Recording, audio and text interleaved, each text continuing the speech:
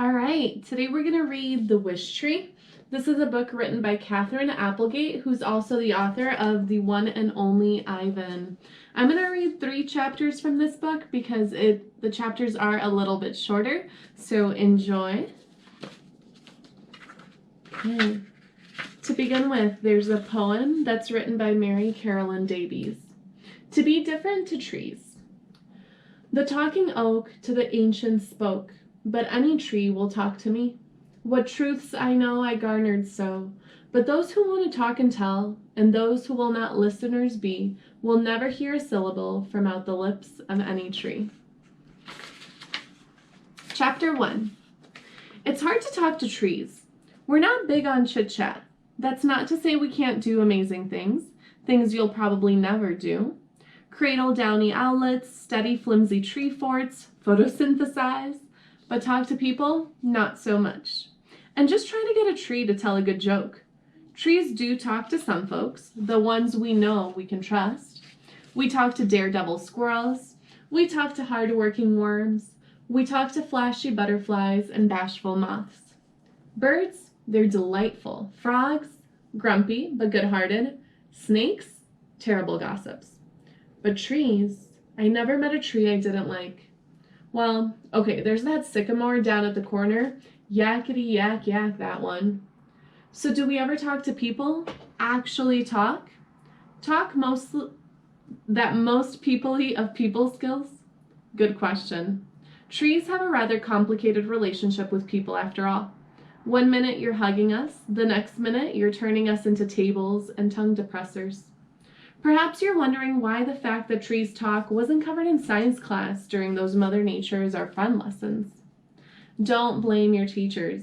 They probably don't know that trees can talk. Most people don't.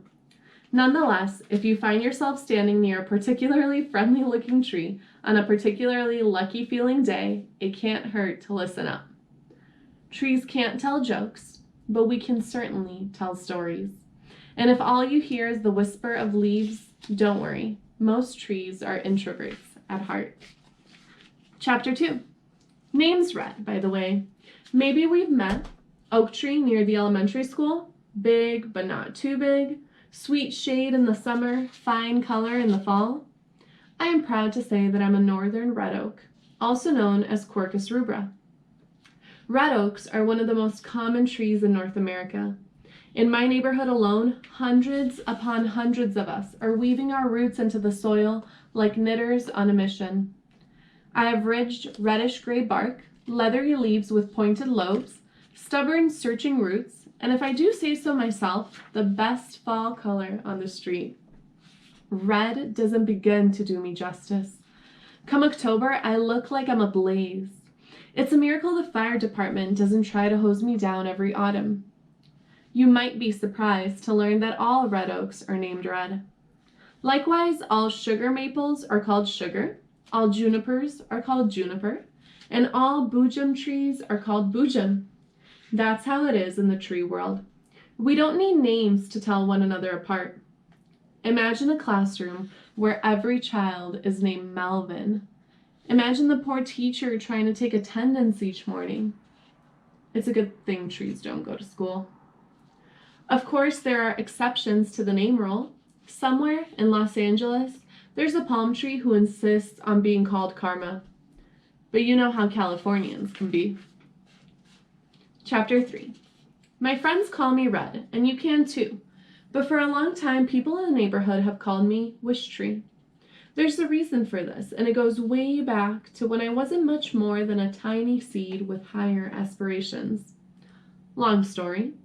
Every year, on the first day of May, people come from all over town to adorn me with scraps of paper, tags, bits of fabric, snippets of yarn, and the occasional gym sock.